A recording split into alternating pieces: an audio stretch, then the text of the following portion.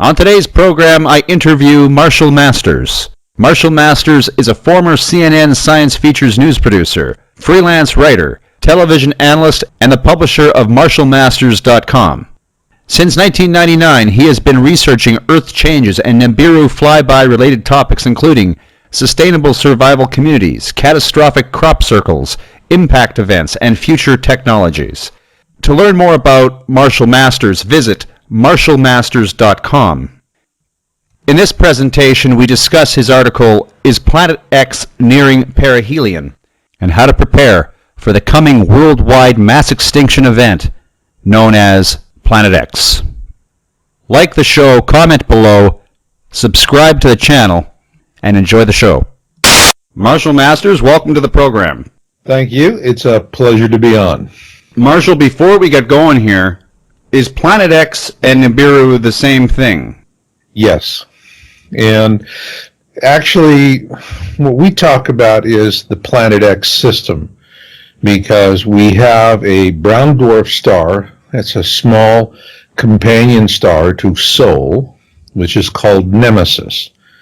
When I was in high school, many eons and hairlines ago, that was the big rage. Everybody was talking about, do we live in a binary star system? Because 90% of the solar systems in our galaxy have multiple suns. And there's a lot to indicate that we as well, are living in a binary or maybe even a trinary system. And Nemesis is a mini constellation. Nemesis is in this comet-like orbit clockwise around the sun, spends most of its time in the southern skies below us. When it bounces up into the northern skies, reaches its point of perihelion, its closest distance to the sun, and then heads back south, that's when things start to really go south for us. And that's the bad time. And so it has planets and moons around it. And like, in our solar system, we have major planets, we have minor planets, all right? And same with that. I talk about the Nemesis star and its three major planets, which are innermost, which is Helion. And Helion is a bright gaseous star-like planet. And then there's Arbota, which is the second out from Nemesis, and that is a small rocky planet and habitable. And then the third, which is Nibiru. Nibiru is the outermost, and actually the name Nibiru stands for the planet of crossing. And so when we're talking about Nibiru and we're talking about Nemesis, we're talking about the same mini constellation. The term Planet X was really brought into existence by the astronomer Percival Lowell. And there's been an ongoing search for this thing for hundreds of years. When we talk about Uranus, that was the first planet that was discovered with a telescope. But Neptune was the first planet discovered with mathematics. And what happened was that they knew where Neptune was because of the perturbations they observed in the orbit of Uranus. And literally just, zoomed right in on it mathematically. And once they made that determination, it was very quickly discovered. And then Neptune was observed to have similar perturbations. And then astronomers back then understood that there was this ongoing search for Neptune's perturber, which the term Planet X just simply means there's something big out there, but we're not exactly sure as to where to find it, but we know it exists by the manner in which it interacts with other objects in our solar system. And so that was the big reason why Percival Lowell founded the Lowell Observatory. So that gives you an idea of what we're looking at. We have a mini constellation coming through. That's the reason why I call it the Planet X system. Is just, when I first started, it was just Planet X, but as we learn more about what we're dealing with, then I started calling it a system, because that's really what it is. It's a mini, or more specifically, it's a mini constellation. When I was a kid in the mid-'80s, we all talked about Planet X. We understood it to be the undiscovered planet beyond Pluto. Correct. And so, yep, you guys were, and interestingly enough, there was an awful lot of really good reporting in mainstream media about Planet X, and then it just all died. And it didn't die from a lack of interest. It died because there was a concerted effort to kill the topic. And that really came into being after the 1983 IRAS mission. And whistleblowers who saw the original files on this, and this comes from different whistleblowers with same access to the same files. And these gentlemen, Bob Dean is one. I think he's a very, very fine gentleman. And he's really getting on up there. I don't even know if he's still with us. But there were others. And interestingly enough, they weren't the officers who knew this information. They were non-commissioned officers, the guys with all the chevrons up and down on their slaves.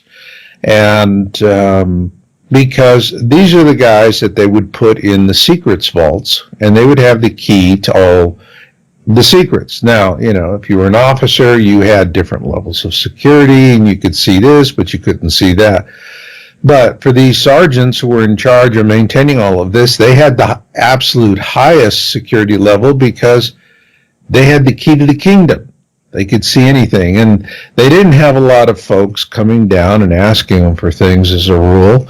So what do? You're sitting there kind of bored, and you start pulling out file jackets and readings, and these guys would start reading about all of this, and it would just drop them on their head.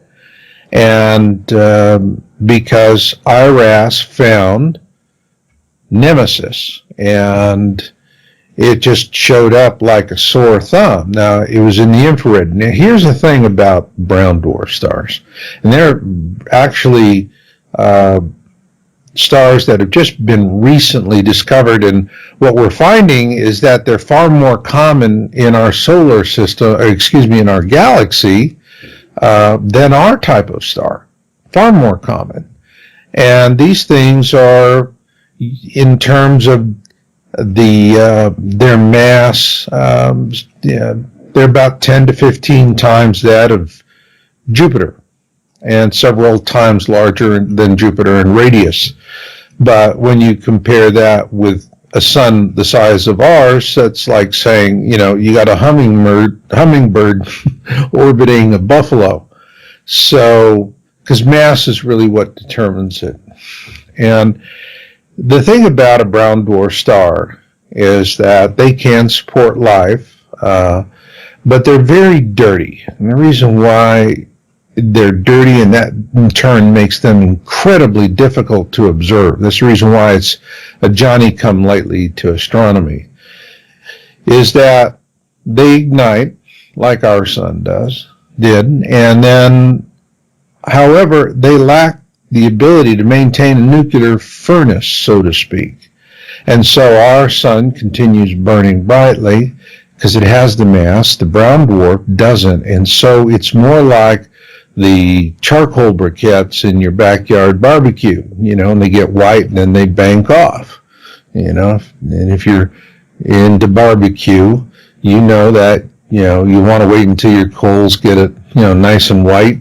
And then they're at their peak, and that's when you put on the meat, because then they start banking off, and you're not going to wind up with an overcooked outer and an undercooked inner. Well, and all the gases have burned off, and you're just dealing with hot carbon. Yeah, exactly. But in space, what happens with these things is they have this that happens, and then they're perpetually shrouded with all of this dust and debris that is created by their ignition, which never is able to settle into anything. And so they can be observed in the infrared, but in terms of the visible light spectrums, which is an incredibly narrow band, there's something that, no, you're not going to see them until they're fairly close in, and that's the case with this. Now, what I do with the testing, and this article that I just put up is Planet X nearing perihelion. There are a lot of folks, even other researchers out there, and it's very nice to hear. And they compliment me on my image analysis method, which I do is called gamma testing. And gamma testing is something we can do with digital images. You cannot do it with celluloid images, with film. And so with gamma testing, it's like, you have a stereo system, and you can set your different frequencies, highs, lows, bass, treble, all of these things, and you can play around with all that. But then you have the big volume knob. And when you turn that down, turns down everything. When you turn it up, turns up everything. But there's some things that'll stand out. So you turn down the volume knob, you're listening to Bee Gees or something, and what do you get? Boom, boom, boom, boom, boom, boom, boom. You're getting the bass drum. You're getting something that can really punch through in that very limited, amount of power. Well, when I'm doing gamma testing, what I'm doing is it's just like on your stereo system. You're just cranking down the volume until all you hear left is the drum or the, what other instrument can get past it. Now, in terms of images, that gets them down to, I reduce them down to hot images and cold images. And a hot image is one that is generating light into the lens of the camera. All right. Our sun is a hot object. It generates light directly into the camera lens. Now, cold images are lens flares and other forms of aberrations. And lens flares and aberrations are simply misdirection of other light sources.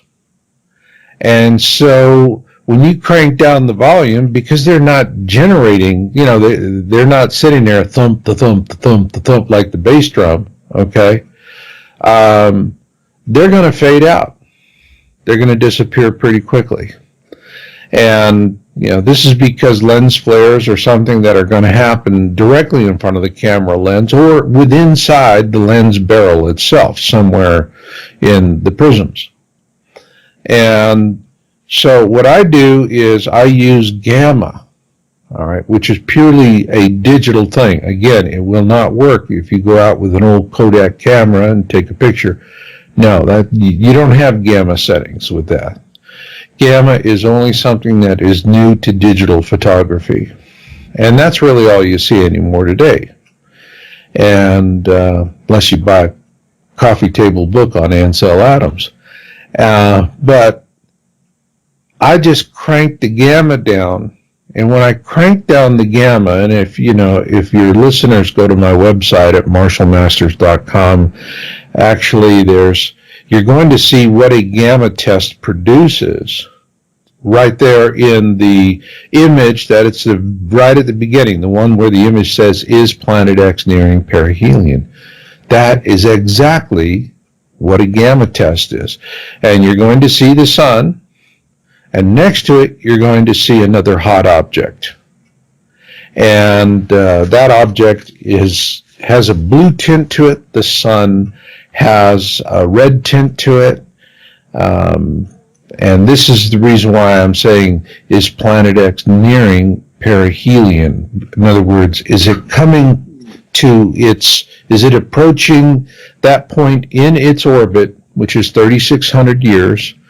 It's a long period, elliptical orbit.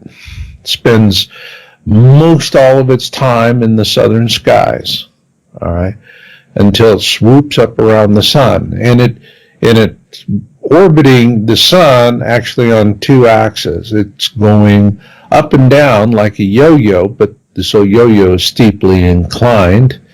And at the same time, it's going around the sun. All right, and so it's tracking around the sun about every 380 days, opposed to our 365, which is the reason why even the ancients in the Coleman Bible tell us that it dances around behind the sun. We see it, we don't see it, we see it, we don't see it, we see it. But then eventually, as our orbits merge, all right, then we see it, okay, and it just pops out from behind the sun. So if it's reaching its point of perihelion, what that says is that we're going to start getting into this phase where it is going to pop out from behind the sun so that everybody's seeing it. Now, we have folks that are, reporting videos all the time. And what you have to understand is something that's behind the sun, the only time you're going to be able to see it is near sunrise and near sunset. So I get these folks, debunkers, and they go, well, I went out in my backyard this afternoon and I took a look. I didn't see anything. Well, of course you didn't see anything because the sun's too bright. You're not going to see it. And they don't understand that sunrise, sunset, simple difference. And the point I'm making in this is I have been tracking Nemesis, and I've been doing it for a very long time. This picture, which will be on the video, so people can see the picture right now, right, is Planet X nearing perihelion. Are you sure this isn't Mercury or some kind of gravitational reflection? No, it's not Mercury. I mean, you go into, the easiest thing to do is you just go into Solar System Scope, and people can go online and do that. But I actually use Starry Night Pro, and that's the program that I use for this. And I go and look, but I mean, I've been looking, at Venus and Mercury for a long time. And I'm going to tell you, Venus and Mercury do never look that big, period. Okay?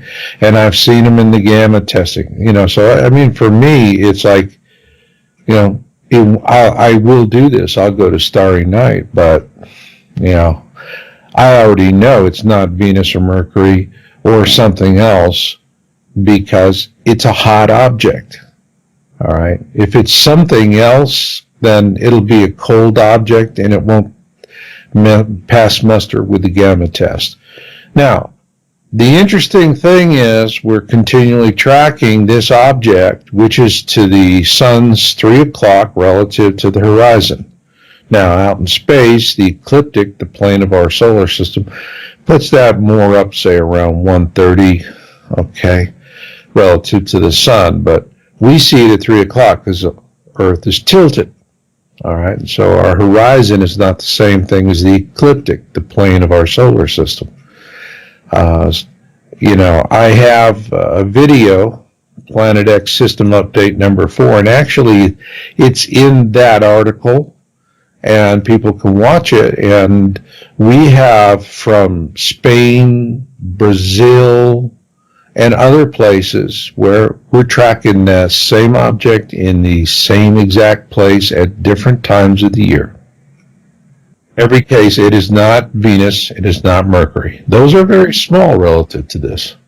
Extraordinary claims require extraordinary evidence. Sagan. Oh, God, okay, so you want billions and billions and billions of facts. Nope, just an extraordinary one. Okay. Is this gamma shot your extraordinary evidence? I think that I'm doing the best that I can, being that I don't have the resources of a government, and I'm just relying on what you have.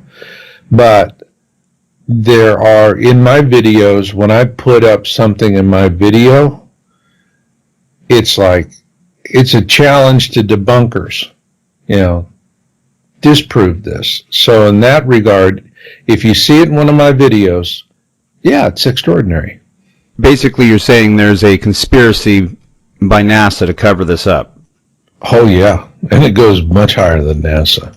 Goes much higher than NASA. I just watched the movie Interstellar. Actually, I haven't seen the last 30 minutes, so don't blow it for me. But oh, no. Okay. All right. Yeah. Yeah. I won't do that. Fantastic show so far, right? It is. Oh. I'm just riveted, and I have to take breaks because I have to cool off. It's just too much. Are they just not telling us about Planet X because, just like in Interstellar, they didn't think that panic made any difference? Well, in Interstellar, oh, golly gee, I can't answer that question because you haven't seen the end of the show. I'm not going to kill it for you.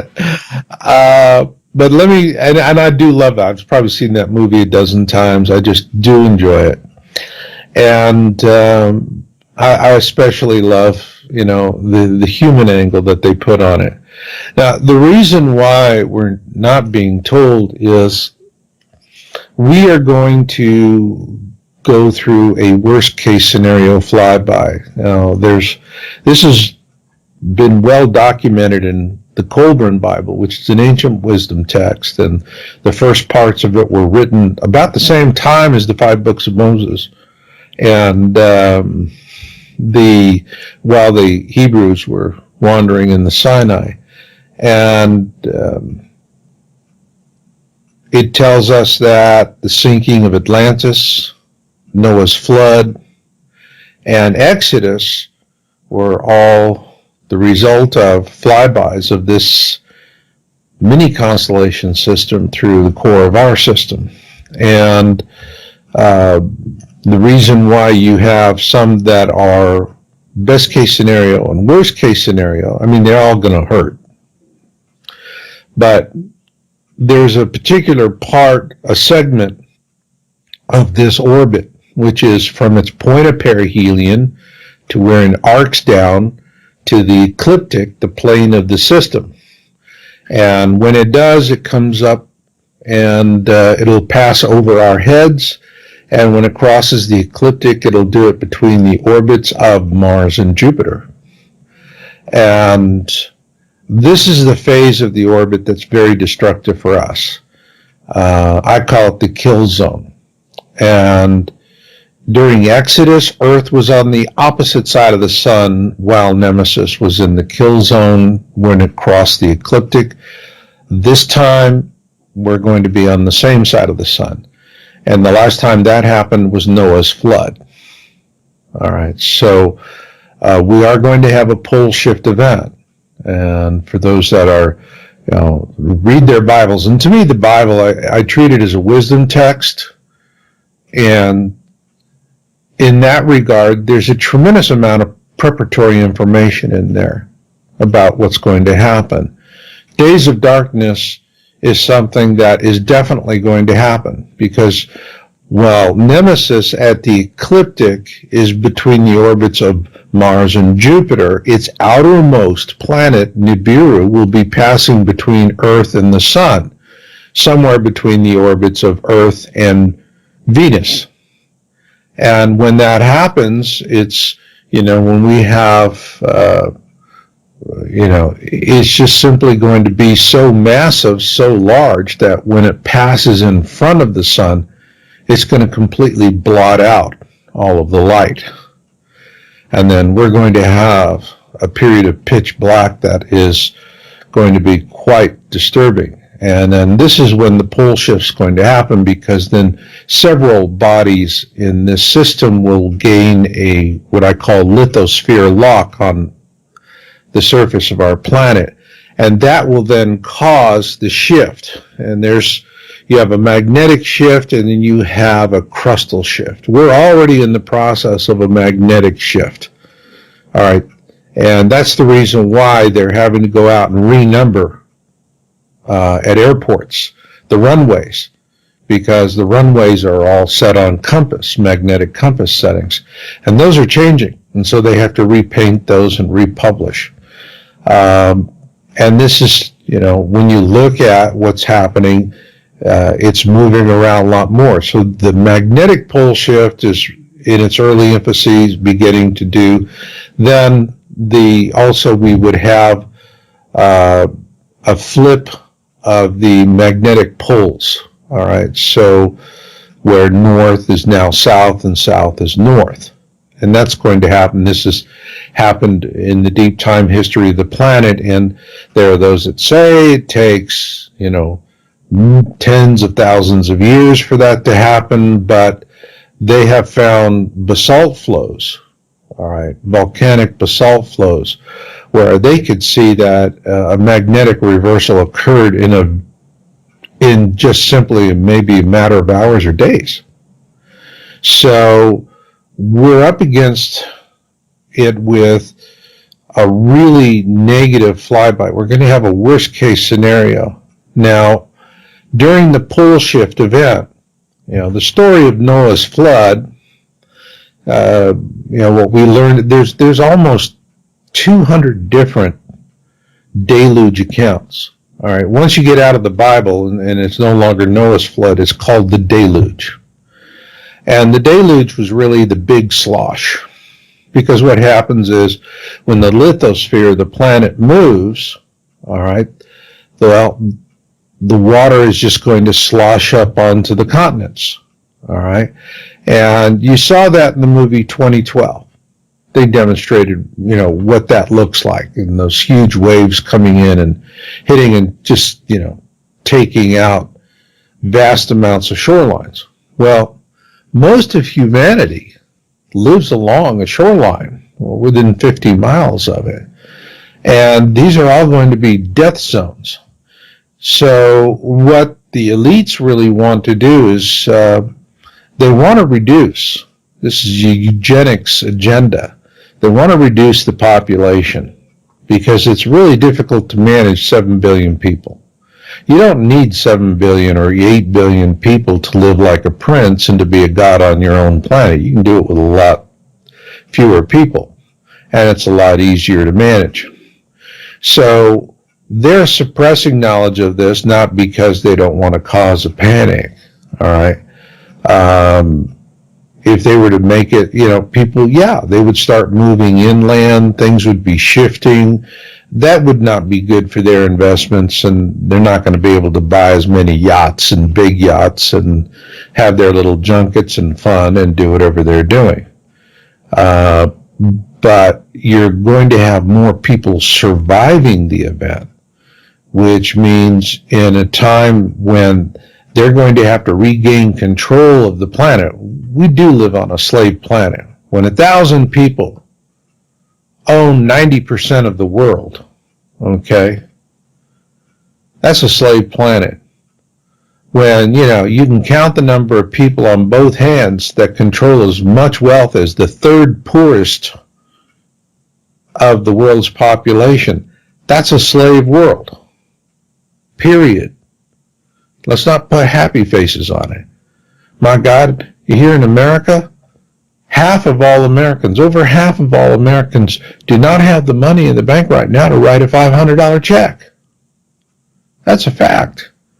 We're all strapped and we're living paycheck to paycheck. So, and where's all this wealth? It didn't evaporate. It went into the hands of those that are controlling. So, during this tribulation period, there's going to be a destruction. And one of the things that's going to be destroyed is all of these elaborate control systems that the elites who run the world, like puppeteers, all of their control systems are going to be completely and utterly shattered. Now, they're going to be living in their deep underground bases that are a mile to 2 miles deep. And they're going to live very well. And these things were, the money is that they sponged out of us in any number of different ways is what's fueling the building of these things. All right.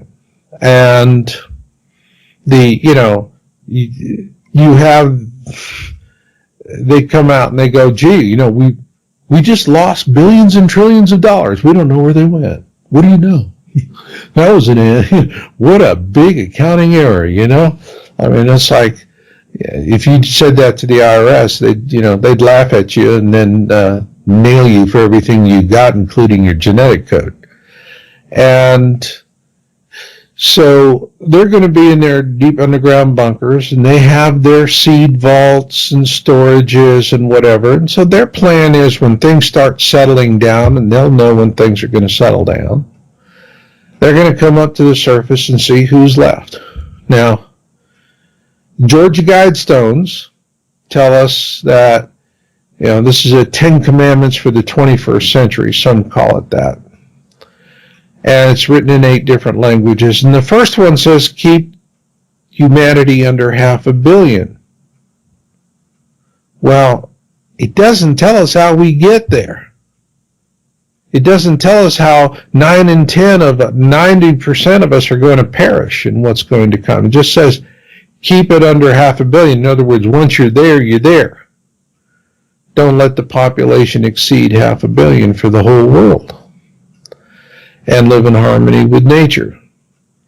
Well, that's what's, the vast majority is along the shorelines.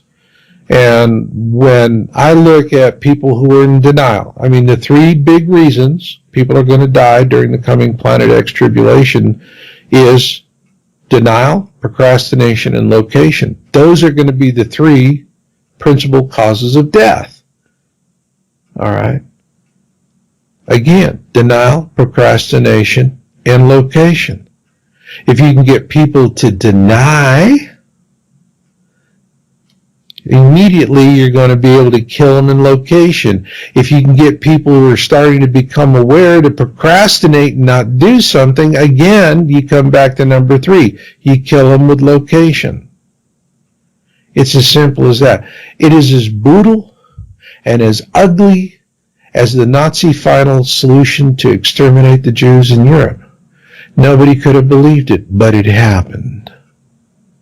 It was just a simple idea. We need to kill a whole lot of people. And they went and they did it. And that's what's going to happen here. The elites have decided they need to kill a whole lot of people, and the easiest way to do it is just say, we didn't do this. We didn't do this. That big ugly rock up in the sky, that did that. They couldn't save 9 billion if they wanted. The real thing, though, is not about the number of people that are, it's not about the body count, okay? It's not about the body count. But you're suggesting that there's some malevolency to this. Oh, absolutely. There is. And for people that like to give other folks the benefit of the doubt, even when they're lying to their faces, that's a hard thing to stomach, isn't it? But that's just the way it is.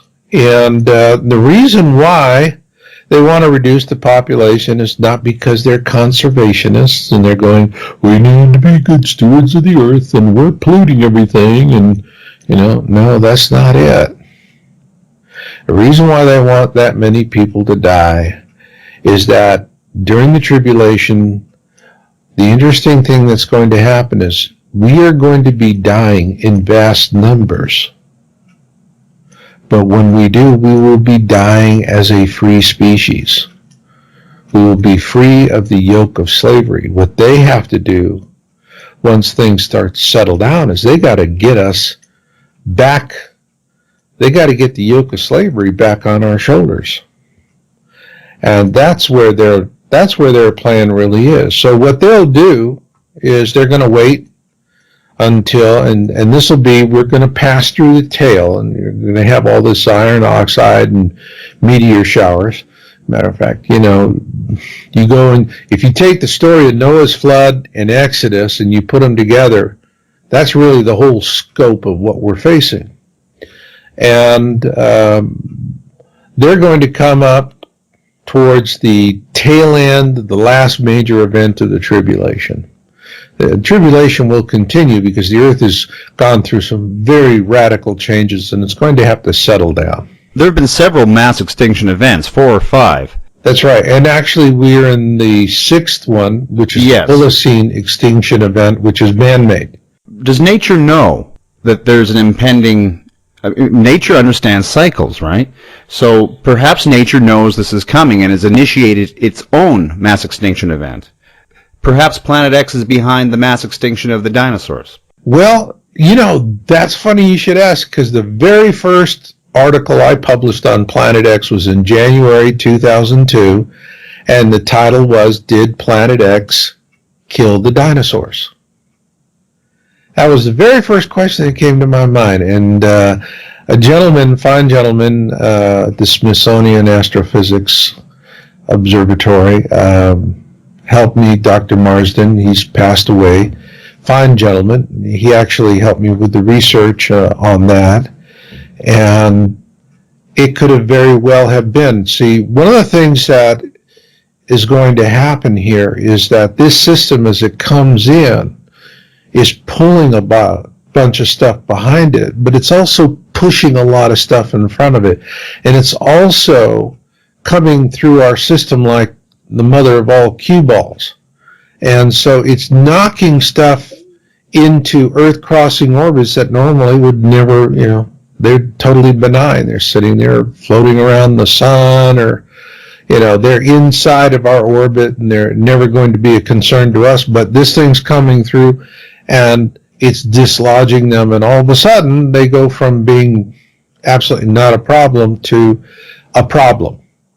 And they come on us. Now, an example of that is the Chelyabinsk meteor detonated over Russia in, February of 2013. And it was really interesting when that happened, because NASA was completely distracting everybody with the story about this other asteroid, and I can't remember the name of it, that was supposed to fly through a keyhole in space. And if it flew through this keyhole, then it would come back and be a real threat to the planet. And so there was all this mystery and all of this wonder and all of this hype about, will it fly through the keyhole on this day? And on that very day, this meteor detonates, air bursts over Russia, releasing the equivalent of 30 Hiroshima atomic bombs in energy, and at that moment was 30 times brighter than the sun. I call it a 30-30 event. 1,500 buildings were damaged. 1,500 people were injured. Many more buildings were damaged as a result of that event. And, the media was pounding on NASA. They're going, you had us looking completely the other way, and nothing happened. It was a no-show event. Kind of anticlimactic, as you would say. And then this doggone thing hits. And you didn't see it coming, caught you completely unawares. And the media was, once in a while, we have a tightly controlled media. It's a propaganda outlets now. It is fake news. And, but, once in a while they get on their high horse and they get, they can ask the obvious question that everybody else is. And finally NASA had to come out and say, we didn't see it coming because it came at us from behind the sun, and we don't look out that way. It just happened again last week, Marshall. Mm-hmm. There was a near miss, or as Carlin says, a near hit. Mm-hmm. It came extremely close, I think within 1/10 of the moon's orbit. That's crazy. That's within the orbit of satellites. That's within, yeah. And so this is the kind of stuff that's going to happen. They're going to, they're going to want to keep the lid on it. Nothing to see here, folks. Move along.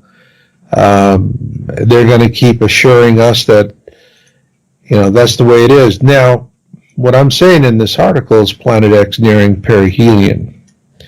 There are two very prominent fellows that have made predictions for this year. In 2008, on Project Camelot interview with Carrie Cassidy, Bob Dean said that, she's asking him, when's this going to happen? When's this flyby going to happen? And he said 2017, and you can take it to the bank. That caught my attention. And then he said he had confirmed that we will, when the worst part of the flyby, when it's going from perihelion to the ecliptic, that's the kill zone, we're going to be on the same side of the sun. Okay, so we're talking about a Noah's flood worst case scenario. This is going to be bad. Now, you have Major Ed Dames, all right, remote viewing. I've taken one of his classes, in 2004, he published a video called The Kill Shot. His publicist sent me a copy of it, and I kept on to it. And what I realized was that in 2004, he really had, with remote viewing, he had nailed this on a big picture basis better than anybody else at the time. And what he's talking about, a kill shot, is what we call solar sprites, all right, or cosmic lightning, if you will. And this is just as simple as a bug zapper, all right, how bug zappers are going to work. If you get hit by one of these things, it's going to tear up a chunk of the planet's surface. Now, there are people that say the Grand Canyon on our planet was created by water erosion. And, I've flown through it. I've been in the Grand Canyon, and I just I don't know that, what's wrong with this picture or this explanation, but, let's leave that aside for the moment. Look at Mars. The largest canyon in our solar system is not on Earth. It's on Mars, Val Marineris. Massively huge. Now, are they going to tell us that there was enough water on Mars to create Val Marineris? I don't think so. But a solar sprite is exactly the kind of thing that would dig that thing in the way it did. And so what he is seeing is that we're going to have an Earth-directed solar sprite because of the interaction between Nemesis and the sun. And it's going to arc a spark, just like spark plugs, okay? The spark plugs in our engine create an arc. And that is going to happen. Now, what else he talked about was that there was going to be a large planet that was going to come between the Earth and the sun about this time. Well, yeah, as I told you before, that's Nibiru passing between Earth and Venus and the orbit of Venus. And so the things that he saw, all right, in his remote viewing back in 2004, 2003 and earlier, dead on. And I actually someone arranged for me to attend one of his remote viewing classes. I was interested. I wanted to see if remote viewing was something that you could use as a survival skill. And you certainly can. And it's something I would heartily recommend to your listeners that they explore the possibility of learning how to remote view. It's quite simple. You just need to discipline yourself to it. And you don't have, it's not the same thing as doing psychic readings, which carry with it, if you don't really know what you're doing, you can get yourself into, a twist with that. There are dangers, so to speak. But with remote viewing, you don't have those dangers. Remote viewing is something that is used by intelligence agencies. In Russia, they use remote viewing. The United States uses remote viewing. Russians use psychics. So does the United States. Now, it's the difference of where they place the emphasis. In Russia, they like working more with the psychics, but psychics are difficult to find and groom. On the other hand, in the United States, they prefer working with remote viewing because this is something you can find a lot more folks to do, basically mainstream viewing, and then you're going to have your rock stars like in Ed Dames who can go take it to a whole new level. Now, Ed, for over the years, everybody's always asked him, Ed, what about Planet X? Ed, what about Planet X? And he just steadfastly sidestepped it every time. And finally, he was, he knew he was going to be doing his last major public presentation in August of last year in Las Vegas. And that was when he just came out and said, Planet X is real, and we are going to see it November of this year, and when we do, it's going to look about as large as the moon in the sky. But Marshall, we should be able to see it long before it gets here, with the naked eye. Well, we're seeing it now, but the problem is everybody always says, okay, I've been seeing images of this since 2008, for God's sakes, okay, with the imagery that leaked out of the South Pole Telescope. But see, when people see it, say, we're not seeing it, it's because they're not saying, well, I can't, I want to walk out in my backyard 24/7, anytime, night and day, look up and see it up there. I want to see it up there. I want to see it easy as I'd see the sun, or as easy as I'd see the moon. I want to see it with my own two eyes. And they don't understand. You see, that's the question that's going to get them killed. When they're asking that, when they're finally going, well, look at that. Phyllis, they're standing out there in their yard or standing out in the street with their neighbors and they're looking up. Phyllis, what do you think of that? I don't know, Jerry. That's the darn strangest thing I ever saw. Well, Phyllis, let's go turn on the television, see what they say on CNN or Fox or MSNBC.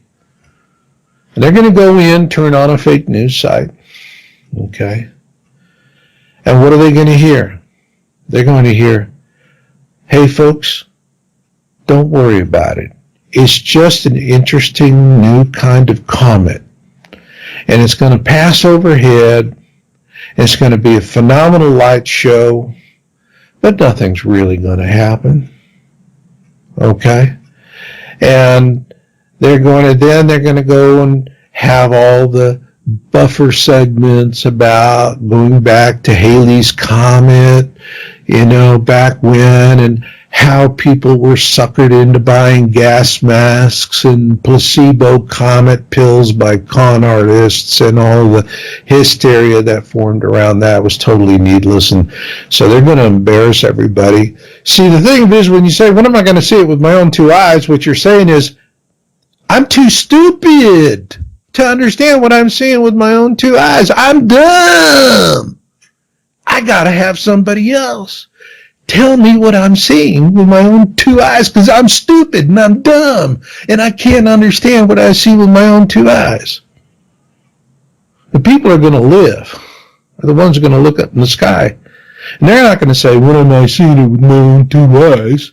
They're going to say, when am I going to believe that what I'm seeing with my own two eyes is a clear and present danger? Those are the ones that are going to live. The rest are going to drown like rats. Okay, Marshall, we're running out of time, so let's get to it. How do we survive Planet X? Well, you can follow. That's all the work that I'm doing right now. My book, Surviving the Planet X Tribulation, a Faith-Based Leadership Guide.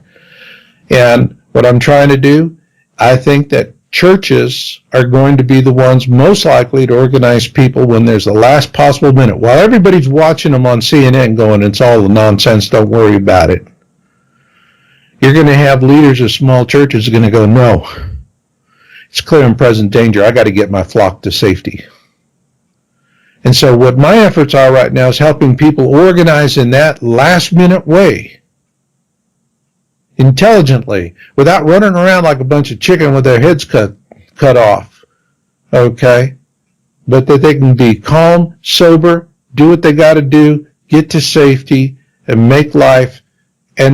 But also, it's about purposeful survival for an enlightened future. And that's what I'm all about. That's the reason why I founded Knowledge Mountain Church of Perpetual Genesis. And you can find that at knowledgemountain.org. My latest book, Survival, Wellness, Advocacy, and the Big Win, if you're interested in surviving, this is going to show you, it's going to give you a map, a plan of how to do that if you can't afford bullets, beans, and bunkers. And I give it away for free as an ebook. You can buy the print edition, but you can get the ebook for free from knowledgemountain.org. So everything that I do, Scott, Russell, everything that I do is I'm trying to help people to survive. That's it. Follow my work, visit my sites, but you got to be in awareness. You got to be ready to do it. Again, the three big killers: denial, procrastination, location. Those are the three things that are going to kill you dead sure. Dead sure. But if you're in awareness and you're doing something, I don't care if you can't afford a mountain of beans, and by God, be worth your weight in beans for some community that's going to form and go. And this me and mine prepping with just me and my family and my friends, those people are bunker bunnies. They don't understand. Yes, we are going to have all kinds of nasties out there, cannibals and whatnot. They're going to be a food source for those people. But communities, faith-based communities of 100 or more, they're going to be hard targets. And the nasties are going to leave them alone, and then they're going to go for these clever bunker bunnies that said, just me and my family, and everybody else can go to hell. I don't care about them. I had Matthew Stein on the program maybe a month ago. Matthew Stein, yeah, when technology fails. Fine gentleman. That's right, yeah, MIT guy. And he told me the lone wolf, those are the first guys to go. Yeah, he's absolutely right. He's absolutely right. But, you know, the reason why we do this, Russell, is because everybody's going and they're doing this old Cold War shelter strategy, NBR, and which is nuclear, biological, radiological. Now it is NBR plus earthquakes, and it's this sheltering thing, and the whole notion is just survive the initial event, and after that, take it as you go along. You're clever people. You'll sort it out. It has never been tried. It has never been proven. And yet, that's what people are doing. If you want to know how to survive this, think about the pioneers. Families got together, bought Conestoga wagons. They formed large wagon trains. They'd head west, spend a year looking at the south end of a northbound buffalo. Okay? And when there was danger, they'd circle the wagons and cover each other's backs. And they had a low technology thing. Their solutions were low technology. So we do know the way to survive this. Our ancestors have shown us what works and what hurts. And that's important because survival is about learning what works and learning what hurts and learning enough about what works before what hurts kills you. And so in the final analysis, surviving a tribulation is less about the having of things and more about the knowing of things. Because you don't want to hold on to things, we want to hold on to each other. This is the path. This is the message I'm trying to get out to folks. And I'm doing the best I can, and I hope I can make a difference in the final analysis, but I'm never going to stop trying. Now, we all know about 2012. It came and went, the Mayan date, you know. This November 2017, is this it for Planet X Nibiru? If it doesn't come, that's it? No, it's coming. And by the way, with 2012, okay, 2012 was a Mayan harbinger date. It wasn't the event. Prophecy has a harbinger and it has an event. The harbinger is a non-destructive signal that says you are on the timeline to this major catastrophe. We have been tracking. You look at you go on, we have signs, articles, and videos on my website. We did an analysis. We looked back at the statistical data, and right after December 21, 2012, fireballs and earthquakes just skyrocketed. And they've continued to skyrocket. All right? So the Mayans were saying, here's a celestial alignment that's going to tell you you need to prepare for a bad time. They didn't say it would happen on that time. We were sold a bill of goods by the media. They went off the deep end with that story, and now people are going, well, 2012 was like nothing ever happened and all that nonsense. No, go to my website. There's a link up there for signs. Look at my signs videos. Look at all the signs articles. We're tracking this hard data. The Mayans were dead right. We were dead wrong by trusting in the media telling us all of this stuff. When I was interviewed by National Geographic, they asked me, they said, Marshall, is there a direct correlation between Planet X and 2012? At the time, because that was in August of 2012, I said, no, I don't see a direct correlation. They said, what are you going to be doing on that day? I said, I'm making coffee. My prediction came to pass. That's what I did on that day. I made coffee. But it wasn't until afterwards that we went back and we said, well, what happened after December 21, 2012? And that's when all of a sudden we're going, earthquakes of all magnitudes, explosive. You know, it's like Roadrunner Coyote cartoons, and the Roadrunner gets on the Roadrunner's going around, the Coyote gets on the Acme rocket, lights the fuse, goes straight up. Okay? Right after, you look at our data, we have it up there, right after December 21, 2012, fireballs and earthquakes of all magnitudes, both of them. The data is clear. It's the Coyote riding the Acme rocket darn near straight up into the sky. And it has not abated. It keeps getting worse and worse and worse and worse. So, again, I'm trying to shed some light. I'm trying to shed some hard science, empirical data, the kind of stuff you can take to the bank. But people much rather go, well, we were stupid back then, and we were built, and I was humiliated in front of my whole family, and I'm never going to look at it ever again because I want to die like an ignoramus. That's the smart thing to do. You know, people in awareness have a hard time. It's like a person in awareness is like the only someone that has one good eye in the land of the blind, and the blind people are all saying, you need to do the intelligent thing. Get a sharp stick and poke out your one good eye so you can be clever like the rest of us. You want to die that way, go do it. Best of luck with that. But for those in awareness, those that are seeing it coming, they're quietly moving. They're relocating. They're doing what they're doing. In my church, one of the things I do when people come into the church, I do relocation conferences.